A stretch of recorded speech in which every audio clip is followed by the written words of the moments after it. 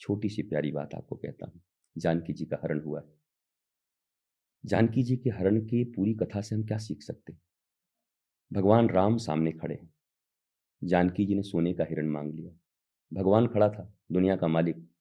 उनका ध्यान सोने की तरफ, गोल्ड की तरफ चला गया।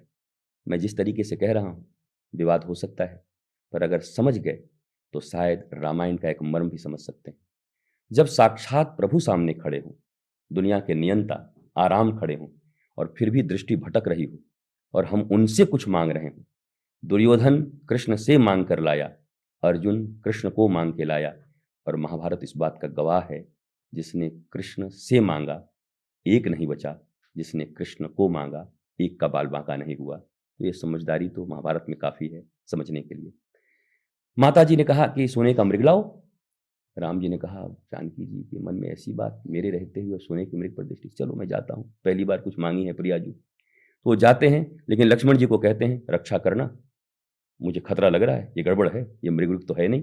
भगवान राम है, उनको पता नहीं कि सोने का कहीं मृग होता है क्या? जानकी जी को पता नहीं है? मैंने इसीलिए कहा ये सब के सब फिल्म बनाए हुए, सब नायक नायिका की तरह काम कर रहे हैं हमको सिखाने के लिए।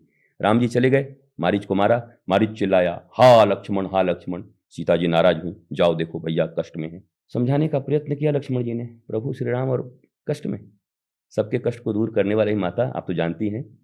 तो जानकी जी ने नाराजगी व्यक्त की, अच्छा तुम्हारी दृष्टि ठीक नहीं लग रही है, तुम चाहते हो तुम्हारे भाई को कुछ हो जाए। बड़ा कुछ बातें ऐसी बोली हैं, कठोर बातें माता जानकी ने। लक्ष्मण रो पड़े, अरे मैया आप मेरे को ऐसे कहती हैं। एक लक्ष्मण रेखा खींची और चले गए। और लक्ष्मण रेखा खींच कर गए, परंतु जानकी जी ने लक्ष्मण रेखा का भी सम्मान नहीं किया। जानकी जी शांति हैं, राम भगवान हैं, लक्ष्मण गुरु तत्व हैं, और लक्ष्मण रेखा गुरु की वाणी है। अगर जीवन में कभी बाह्य धन के लिए परमात्मा का आपने त्याग कर दिया तो आपकी दुर्दशा तो शुरू हो गई। लेकिन परमात्मा फिर भी गुरु तत्व को छोड़कर जाता है, चलो मुझे मत मानना, जो बड़े ऋषि महर्षि गुरु हैं उनकी बातों पर चलना।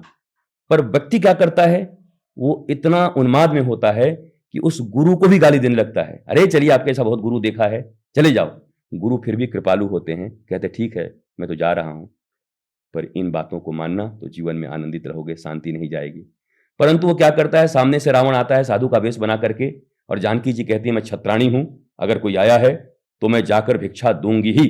और रावण कहता है बाहर निकल कर भिक्षा दो। तो उन्होंने उस समय न परमात्मा की बात सुनी, न गुरु तत्व की बात सुनी, और न गुरुवाणी की मर्यादा रखी। लक्ष्मण गुरु तत्व हैं, जीवाचार्य हैं लक्ष्मण, रामायण में कहा जाता है। और जैसे ही बाहर निकली तो रावण रूपी अहंकार ने शांति का हरण कर लिया, रावण रूपी मोह ने शांति का हरण कर लिया। जीवन भी ऐसा ही है, हमारी भी जानकी का हरण हो गया है, शांति का हरण हो गया है। और ये इसलिए हुआ है कि हमने ईश्वर का अनादर किया है, ये इसलिए हुआ है कि हमने गुरु का अनादर किया है, ये इसलिए हुआ है कि हमने गुरु के बताए मार्ग का भी, लक्ष्मण रेखा का भी उल्लंघन कर दिया है। इसलिए हमारी शांति का हरण हुआ है। और अब शांति के हरण का कोई पता कर सकता है तो हनुमान जैसा सदगुरु ही कर सकता है, और उस शांति को कोई ला सकता है तो प्रभु श्री राम पुनः पुल बांध कर जाएंगे और जानकी जी को वापस लेके आएंगे, अहंकार मारेंगे, रावण रूपी मोह को मारेंगे, और शांति फिर जीवन में आएगी।